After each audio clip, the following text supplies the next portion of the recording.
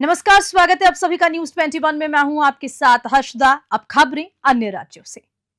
वक्फ संपत्तियों को लेकर सरकार द्वारा प्रस्तावित कानून संशोधन पर राजनीतिक बयानबाजी तेज हो चली है। सहारनपुर से कांग्रेस सांसद इमरान मसूद ने इस मुद्दे पर बड़ा बयान दिया। उनका कहना है कि सरकार वक्फ संपत्तियों पर ध्यान केंद्रित कर रही है, लेकिन मठ मंदिरों की संपत्तियों पर विचार क्यों नहीं कर रही। इमरान मसूद ने कहा कि वक्फ संपत्तियों का 90% हिस्सा सदियों पुराना है, जिसे खत्म करने की योजना संविधान द्वारा दी गई। धार्मिक स्वतंत्रता का हनन। उन्होंने साफ कहा कि वक्फ केवल वही संपत्ति हो सकती है जो किसी की स्वेच्छा से दी गई हो। मसूद ने सरकार से सवाल करते हुए कहा कि अगर वक्फ बाय यूजर खत्म करने की योजना बनाई जा रही है तो मठ और मंदिरों की संपत्तियों की भी जांच होनी चाहिए। सहारनपुर से सनी प्रजापति की रिपोर्ट। देखिए, वक्फ बोर्ड की जो स्थिति है, वक्फ बोर्ड का जो बिल आया था वो पूरी तरीके से असंवैधानिक है। कल मैं चेयरमैन साहब का भी स्टेटमेंट पढ़ रहा था। मुझे नहीं समझ में आया कि वो जो स्टेटमेंट दे रहे हैं उस बिल के अंदर तो उसके बिल्कुल अगेंस्ट बात है। उस बिल में तो सीधा सीधा कहा गया कि वक्फ डीड चाहिए, 6 महीने में आपको रजिस्ट्रेशन कराना होगा। वक्फ बाय यूजर खत्म करेंगे, तो वक्फ बाय यूजर खत्म करेंगे तो डीड जब नहीं होती थी, वक्फ की तो 90% प्रॉपर्टी सदियों पुरानी है, मतलब 100 साल, 150 साल, 200 साल, 400 साल।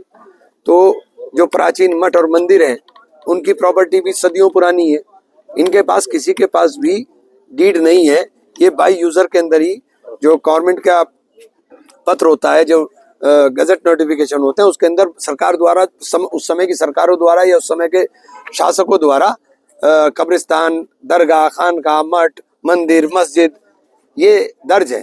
तो इनको हटाने की बात आप कर रहे हो, तो आप किस प्रकार से ये बात कह दोगे कि इनके ऊपर फर्क नहीं पड़ेगा। दूसरी चीज, आप लिमिटेशन एक्ट खत्म कर रहे हैं। आप कह रहे हैं कि हम वक्फ की प्रॉपर्टी बचाना चाह रहे हैं। आप लिमिटेशन एक्ट हटा दोगे तो वक्फ की प्रॉपर्टी बचेगी कहाँ? एडवर्स पोजेशन के अंदर सब लोग दावे में जाएंगे और एक अपने दावे वो करेंगे और सुप्रीम कोर्ट के उसके ऊपर आप देख लीजिए क्या होगा। तो सारी प्रॉपर्टी को खुर्द-बुर्द करने की तैयारी है। और ये बिल जो है, चूंकि संविधान की धारा 14, धारा 25, धारा 26, धारा 29 और 30 के अंदर हमें अपने धार्मिक कृत्यों को करने की आज़ादी, हमें अपने धार्मिक संस्थाओं को चलाने की आज़ादी, हमें अपने जो धार्मिक कार्य करने का हमें उसके लिए पूरी तरह से आज़ादी है। ये उसके ऊपर पूरी तरह से ओवरलैपिंग है। वक्फ कोई ऐसा नहीं है, आप कहते हैं कि आप वक्फ जो है किसी ने भी कहाँ कह दिया और वहाँ वक्फ हो गया, ऐसा नहीं हो सकता।